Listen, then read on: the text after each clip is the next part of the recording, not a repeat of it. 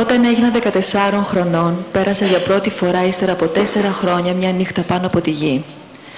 Καμία αίσθηση απελευθέρωσης.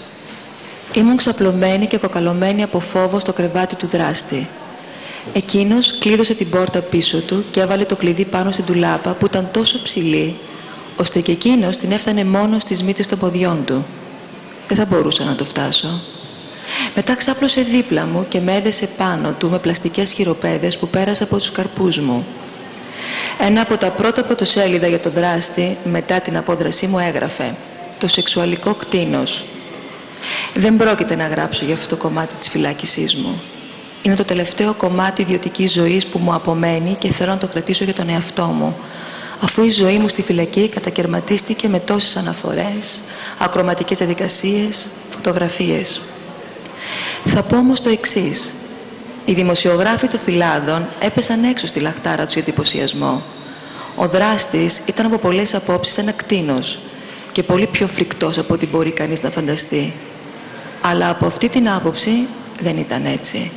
Φυσικά με εξέθετε σε μικρές σεξουαλικές επιθέσεις. Αυτές είχαν γίνει μέρος του καθημερινού εκφοβισμού. Χτυπήματα, μπουνιές, κλωτσιές στην κνήμη όταν περνούσα από μπροστά του.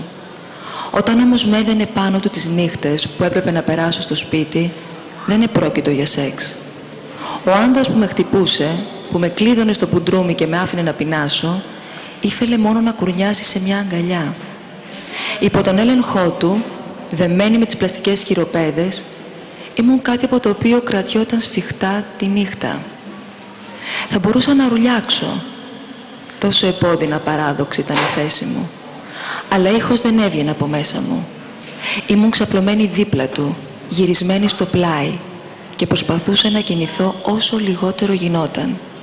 Η πλάτη μου, όπως τόσο συχνά, ήταν πράσινη και μπλε από τα χτυπήματα. Με πονούσε τόσο πολύ που δεν μπορούσα να ξαπλώσω ανάσκελα. Το πλαστικό μου έκοβε το δέρμα. Ένιωθα την ανάσα του στον αυχένα μου και κοκάλωνα. Παρέμεινα δεμένη με το δράστη μέχρι που ξημέρωσε. Όσες φορές θέλησα να πάω στην τουαλέτα, έπρεπε να τον ξυπνήσω. Και εκείνος με συνόδευε με τον καρπό του δεμένο στο δικό μου. Μόλις αποκοιμιόταν δίπλα μου, αναρωτιόμουν αν μπορούσα να λύσω τα δεσμά. Αλλά γρήγορα εγκατέλειπα την ιδέα. Όταν έστριβα τον καρπό μου και τέντωνα τους μυς μου, το πλαστικό δεν έκοβε μόνο το δικό μου δέρμα, αλλά και το δικό του. Τα ξυπνούσα αναπόφευκτα και θα καταλάβαινα αμέσως την προσπάθειά μου να δραπετεύσω. Σήμερα ξέρω ότι η αστυνομία χρησιμοποιεί πλαστικές χειροπέδες για συλλήψεις. Σίγουρα με τη μυϊκή δύναμη μιας αποστεωμένης 14χρονης δεν μπορούν να λυθούν. Έτσι, την πρώτη από τις πολλές φορές που θα ακολουθούσα σε αυτό το κρεβάτι, έμεινα ξαπλωμένη εκεί, δεμένη με τον απαγωγέα μου. Το επόμενο πρωί έπρεπε να πάρω το πρωινό μου μαζί του. Όσο και να μου άρεσε αυτό το τελετουργικό όταν ήμουν παιδί, τώρα ένιωθα αγούλα από την υποκρισία με την οποία με ανάγκαζε να καθίσω μαζί του στο τραπέζι της κουζίνας και να πιω γάλα και μαζί με αυτό 2 κουταλιές δημητριακά, ούτε μπουκιά παραπάνω.